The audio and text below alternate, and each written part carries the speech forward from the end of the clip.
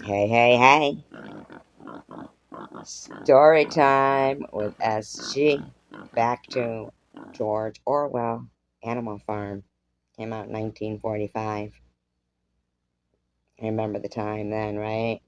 World War II.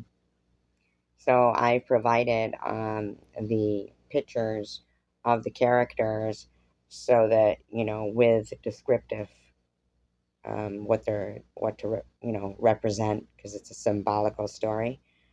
So let's begin, shall we? We're back to Major's speech. And now, comrades, I will tell you about my dream of last night. I cannot describe that dream to you. It was a dream of the earth as it will be when man has vanished. But it reminded me of something that I had long forgotten. Many years ago, when I was a little pig, my mother and the other sows used to sing a song, an old song of which they only knew the tune in the first three words. I had known that tune in my infancy, but it had long since passed out of my mind. Last night, however, it came back to me in my dream. And what is more, the words of the song also came back. Words, I am certain, which were sung by the animals of long ago and have been lost in memory for generations. I will sing you that song now, comrades. I am old and my voice is hoarse, but when I have taught you the tune, you can sing it better for yourselves. It is called Beasts of England. Old Major cleared his throat and began to sing. As he had said, his voice was hoarse, but he sang well enough, and it was a stirring tune. Beasts of England, beasts of Ireland, beasts of every land and clime, hearken to my joyful tidings of the golden future time. Soon or late the day is coming, tyrant man shall be overthrown, and the fruitful fruits of England shall be trod by beasts alone. Rings shall vanish from our noses, and the harness from our back. Bit and spur shall rust forever, cruel whips no more shall crack. Riches more than mine can picture, wheat and barley, oats and hay, clover, beans, and mango wurzels. I don't even know what that is. I'll look it up. Shall be ours upon that day.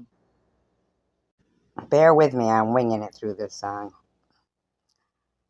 Bright will shine the fields of England, pure shall its waters be, sweeter yet shall blow its breezes on the day that sets us free.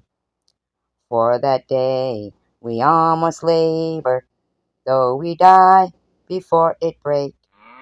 Cows and horses, geese and turkeys, all must toil for freedom's sake.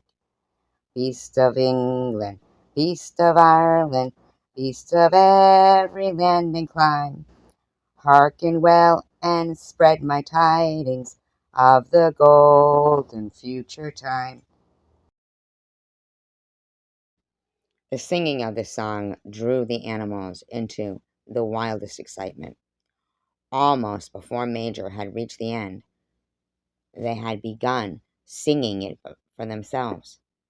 Even the stupidest of them had already picked up the tune and a few of the words. And as for the clever ones, such as the pigs and the dogs, they had the entire song down by heart. And then, after a few preliminary tries, the whole farm burst out into Beasts of England in tremendous unison. Beast of England, beast of Ireland. The cows lowed it. The dogs howled it. The sheep bleated it. Bah, bah. The horses whinnied it. The ducks quacked it. Quack, quack, quack, quack.